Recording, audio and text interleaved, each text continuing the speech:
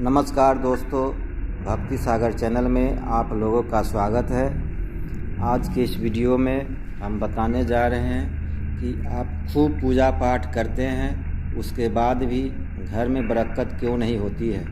तो ये जानने के लिए वीडियो के अंत तक बने रहें और वीडियो को लाइक करें, शेयर करें। चैनल पर अगर आप नए हैं तो चैनल को सब्सक्राइब करें ताकि आपको मेरा हर वीडियो का नोटिफिकेशन मिलता रहे। तो बढ़ते हैं आगे। पूजा पाठ करने के बाद भी घर में बरकत क्यों नहीं है। दोस्तों, आपने बहुत से लोगों को यह कहते हुए सुना होगा कि मैं इतनी पूजा पाठ करता हूँ लेकिन उसका पूर्ण फल मुझे नहीं मिलता है। इस वीडियो में हम उसका कारण बताएंगे। असल में जाने अनजाने में कुछ लोग पूजा के दौरान में कई तरह की गलतियाँ कर बैठते हैं, जिसकी वजह से उन्हें पूजा का फल नहीं मिल पाता है और पूजा अधूरी रह जाती है। ऐसे में अगर आप गलत विधियों और नियमों के साथ पूजा करते हैं तो इसका विपरीत प्रभाव भी पड़ सकता है। चलिए जानते हैं कि घर और मंदिर में पूजा करने का सही तरीका क्या है। तो नंबर 1, किसी भी देवी देवता या भगवान का पूजन करने से पहले स्नान किया जाता है। स्नान के पश्चात शांत मन से भगवान के सामने आसन पर बैठा जाता है।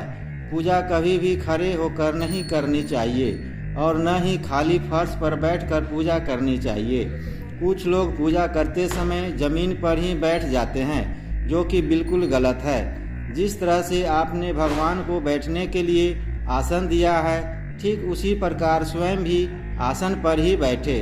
शास्त्रों में कंबल और कूस के आसन को पूजा के लिए शुद्ध माना गया है। नंबर 2, इस बात का भी ध्यान रखें कि पूजा का स्थान घर के फर्श से थोड़ा ऊपर होना चाहिए, क्योंकि भगवान अतुल्य और श्रेष्ठ है। इसीलिए आप अपनी बराबरी में उनकी पूजा न करें। पूजा के लिए भगवान को किसी चौकी में या फिर फर्श से ऊंचे स्थान पर स्थापित करें। इसके अलावा पूजा घर में देवी देवताओं की मूर्तियों को कभी भी दीवार से सटाकर नहीं रखना चाहिए। पूजन करते समय आपका मुंह उत्तर या फिर पूर्व की दिशा में ही होनी चाहिए। घर या किसी भी मंदिर में पूजा संपन्न करने के बाद में भगवान से अपनी भूल के लिए उनके समक्ष क्षमा याचना जरूर कर लेनी चाहिए। इससे परमात्मा आपके द्वारा अनजाने में की गई गलतियों को क्षमा करते हैं और आशीर्वाद देते हैं। नंबर 3, पूजा घर हमेशा घर के ईशान कोण में ही रहना चाहिए। पूजा घर में किसी एक देवी देवता की मूर्ति एक से ज़्यादा नहीं होनी चाहिए। घर के मंदिर में किसी भी भगवान की मूर्ति 9 इंच या 22 सेंटीमीटर से छोटी होनी चाहिए। इससे बड़ी प्रतिमा घर में रखना शुभ नहीं माना जाता। बड़ी प्रतिमा को मंदिर में रखना चाहिए।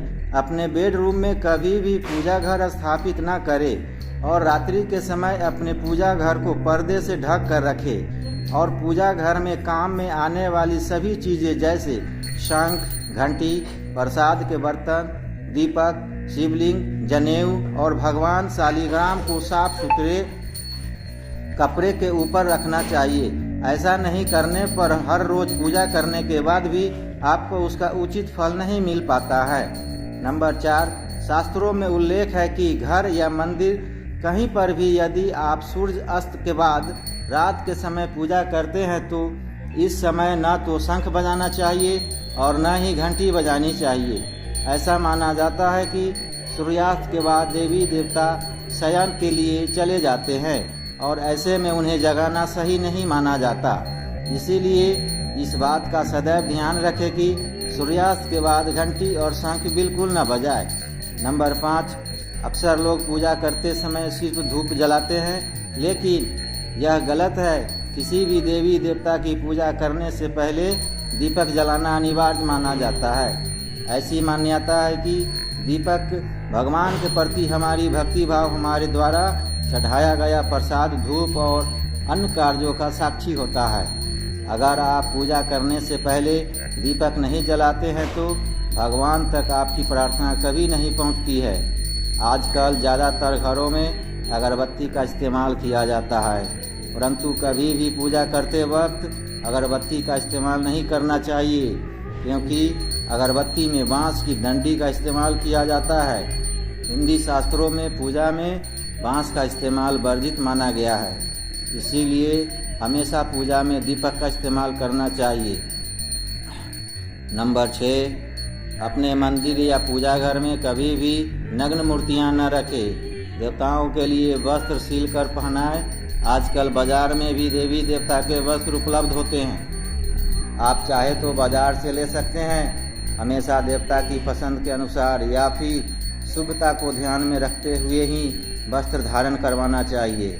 सूर्य, गणेश, दुर्गा, शिव और विष्णु ये पंचदेव कहलाते हैं। इनकी पूजा सभी कार्यों में अनिवार्य रूप से की जाती है। प्रतिदिन पूजन करते समय इन 5 देवों का ध्यान अवश्य करना चाहिए। इससे माता लक्ष्मी की कृपा और समृद्धि प्राप्त होती है।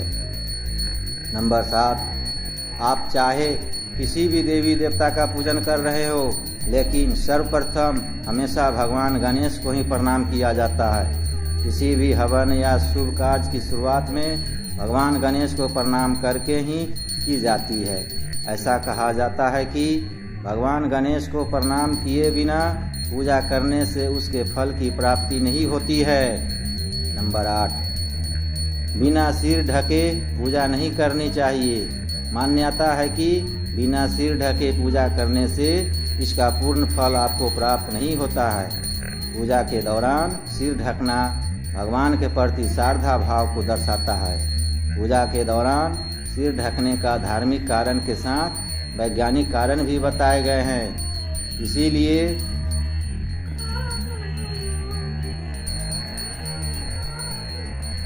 स्त्री हो या पुरुष पूजा के दौरान सिर जरूर ढके। कभी भी भगवान को एक हाथ से प्रणाम नहीं करना चाहिए। हमेशा पूरी तरह से झुककर दोनों हाथों से प्रणाम करना चाहिए। नंबर 9, जब भी आप पूजा करने किसी मंदिर में जाते हैं तो आपको मंदिर में जो प्रसाद मिलता है उसे मंदिर में ही खाना चाहिए। भले ही आप उस प्रसाद का थोड़ा सा हिस्सा ही मंदिर में खाएं, बाकी हिस्सा घर ले जाने के लिए रख सकते हैं। ये ईश्वर के प्रति आपकी श्रद्धा का प्रतीक है। आप जब भी मंदिर जाते हैं तो आपको एक बार घंटा जरूर बजाना चाहिए। ऐसा माना जाता है कि घंटा बजाने से आपका संदेश सीधे ईश्वर तक पहुंचता है।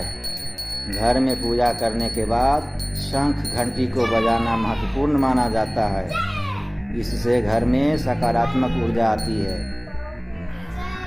नंबर 10, हमेशा इस बात का ध्यान रखें कि कभी भी दीपक से दीपक नहीं जलाना चाहिए। शास्त्रों के अनुसार जो व्यक्ति दीपक से दीपक जलाते हैं वह रोगी होते हैं। नहाने से पहले ही भगवान को चढ़ाने के फूल को तोड़ लेना चाहिए। नहाने के बाद फूल तोड़ने पर फूल स्वयं को चढ़ाया हुआ माना जाता है। ऐसा शास्त्रों में कहा गया है। पूजा पाठ करते समय या फिर किसी भी समय दीपक, शंख, भगवान की मूर्ति या तस्वीर, सोने के आभूषण और शालिग्राम को कभी भी सीधे जमीन या फर्श पर नहीं रखना चाहिए। नंबर 11, घर या मंदिर में पूजा के समय भगवान की आरती करते समय भगवान विष्णु के सामने 12 बार, सूर्य के सामने 7 बार, देवी दुर्गा के सामने 9 बार, शंकर भगवान के सामने 11 बार और गणेश जी के सामने 4 बार आरती घुमानी चाहिए। इससे पूजा पाठ का सकारात्मक फल मिलता है। किसी भी मंत्र का जाप करने के पश्चात आसन के नीचे की मूर्ति भूमि को स्पर्श कर नेत्रों से लगाना चाहिए। इससे आपको जप के पूर्ण फल की प्राप्ति होती है। नंबर 12, अगर आप किसी खास प्रयोजन के लिए कोई पूजा अनुष्ठान करते हैं तो उसमें लिए गए संकल्प को पूरा करने में ज़्यादा समय नहीं लगाना चाहिए। अगर आपने कहीं किसी को दान करने का संकल्प लिया है तो उसे जितनी जल्दी हो सके पूरा कर देना चाहिए। संकल्प को पूरा करने में देरी से पूजा अनुष्ठान का पूरा लाभ नहीं मिल पाता है। नंबर 13, किसी को भी कोई वस्तु दान दक्षिणा हमेशा दाहिने हाथ से ही देनी चाहिए। एकादशी, अमावस्या, कृष्ण चतुर्दशी, पूर्णिमा व्रत तथा श्राद्ध के दिन बाल और दाढ़ी नहीं बनाने चाहिए। जिन लोगों का यज्ञोपवीत संस्कार हो चुका है उन्हें बिना जनेऊ पहने पूजा पाठ या किसी भी तरह का अनुष्ठान नहीं करना चाहिए, क्योंकि बिना जनेऊ धारण किए जो भी धार्मिक कार्य किया जाता है वह निष्फल हो जाता है। नंबर 14, सभी हिंदू घरों में पूजा पाठ या अन्य धार्मिक कार्य में इस्तेमाल करने के लिए गंगा जल रखा जाता है, लेकिन क्या आपको पता है कि प्लास्टिक की बोतल में या किसी अपवित्र धातु के बर्तन जैसे कि एल्युमिनियम और लोहे के बर्तन में गंगा जल नहीं रखना चाहिए। गंगा जल तांबे के बर्तन में रखना शुभ रहता है। नंबर 15, अगर आप पूजा करने के लिए मंदिर जा रहे हैं तो आपको हमेशा अपने घर से ही लोटे में जल ले जाना चाहिए। कभी भी मंदिर में रखे जल से ईश्वर का जलाभिषेक नहीं करना चाहिए। जब भी आप जल चढ़ाकर मंदिर से वापस आए तब आपको ध्यान देना है कि जल का लोटा कभी भी खाली घर वापस ना लाए। यदि आप जल भरकर मंदिर से वापस लौटा लाते हैं तो इससे शुभ फलों की प्राप्ति होती है। दोस्तों, अगर यह वीडियो आपको अच्छी लगी हो